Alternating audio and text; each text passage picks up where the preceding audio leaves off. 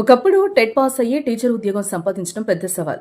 But ఇప్పుడు ఉద్యోగంలో ఉన్న టీచర్లకే టెట్ పెద్ద పరీక్షగా మారింది.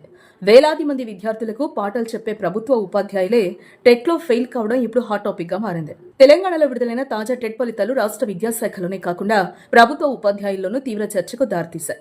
గత నెల నిర్వహించిన టెట్ పరీక్షలో ప్రభుత్వ పాఠశాలలకు చెందిన మొత్తం 23,623 మంది ఉపాధ్యాయులు పరీక్షకు హాజరయ్యారు. అయితే అందులో 8,809 మంది మాత్రమే ఉత్తీర్ణులయ్యారు.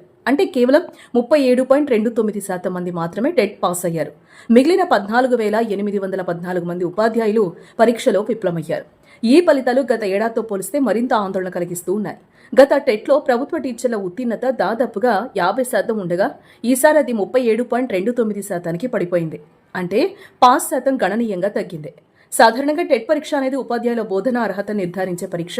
కొత్తగా టీచర్ ఉద్యోగాల్లో చేరాలంటే టెట్ తప్పనిసరి. అయితే ఇప్పుడు ఇప్పటికే ఉద్యోగాల్లో ఉన్న కొందరు ప్రభుత్వ ఉపాధ్యాయులు కూడా టెట్ అర్హత సాధించాల్సిన పరిస్థితి ఏర్పడింది. దీనికి కారణం జాతీయ ఉపాధ్యాయ విద్యామండలి అంటే ఎన్సిటిఈ నిబంధనలు. 2010 తర్వాత అమల్లోకి వచ్చిన ఈ మార్గదర్శకాల ప్రకారం నిర్దిష్ట అర్హతలు లేని ఇన్ సర్వీస్ టీచర్లు కూడా టెట్లో ఉత్తీర్ణులు కావాలి. ఈ అంశంపై గతంలో అనేక కేసులు కోర్టులకు వెళ్లాయి. చివరకు సుప్రీంకోర్టు స్పష్టమైన ఆదేశాలు ఇచ్చింది.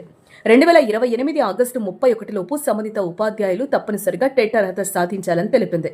ఆ గడువులోగా టెట్ పాస్ కాకపోతే ఉద్యోగంపై ప్రభావం పడే అవకాశం ఉంటుందని చెప్తోంది. దీంతో ప్రస్తుతం టెట్లో ఫెయిల్ అయిన ప్రభుత్వ ఉపాధ్యాయుల్లో ఆందోళన నెలకొంది. అయితే ఇప్పుడే ఉద్యోగాలు పోతున్నాయనే పరిస్థితి మాత్రం లేదు. ఇంకా వారికి సమయం ఉంది. 2028 ఆగస్టు వరకు నిర్వహించే టెట్ పరీక్షల్లో ఉత్తీర్ణత సాధించే అవకాశం ఉంటుంది. అయితే ఈసారి పరీక్షా ప్రశ్నపత్రం గతంతో పోలిస్తే కొంత కఠినంగా ఉండటం కూడా పాస్ శాతం తగ్గడానికి ఒక కారణంగా చెప్తూ ఉన్నారు. మరికొందరు ఉపాధ్యాయులు చాలా ఏళ్ల తర్వాత టెట్ రాయటం, కొత్త సిలబస్ కు పూర్తిగా సిద్ధం కాకపోవడం కూడా ప్రభావం చూపిందని అభిప్రాయాలు వ్యక్తమవుతూ ఉన్నాయి. అటు మరోవైపు ఉపాధ్యాయ సంఘాలు మాత్రం ఈ ఫలితాలపై భిన్నంగా స్పందిస్తూ ఉన్నాయి. ఒక పరీక్ష ఆధారంగా మాత్రమే ఉపాధ్యాయుల సామర్థ్యాన్ని అంచనా వేయడం సరికాదని, తరగతి గదిలో వారి బోధనా నైపుణ్యాన్ని కూడా పరిగణలోనికి తీసుకోవాలని కోరుతున్నాయి. అలాగే ఇన్ సర్వీస్ టీచర్ల కోసం ప్రత్యేక శిక్షణా కార్యక్రమాలు నిర్వహించాలని ప్రభుత్వాన్ని కోరుతూ ఉన్నాయి. విద్యార్థులకు నాణ్యమైన విద్య అందించాలంటే ఉపాధ్యాయులు కూడా ఎప్పటికప్పుడు తమ నైపుణ్యాలను మెరుగుపరుచుకోవాల్సిందేనని విద్యా నిపుణులు సూచిస్తూ ఉన్నారు. అదే సమయంలో పరీక్షా విధానాన్ని కూడా మరింత ఆచరణాత్మకంగా రూపొందించారని అభిప్రాయపడుతూ ఉన్నారు. మొత్తానికి తెలంగాణ టెట్ ఫలితాలు ఇప్పుడు ప్రభుత్వ ఉపాధ్యాయులకే కాదు విద్యాశాఖకు ఒక పెద్ద సవాల్గా మారాయి.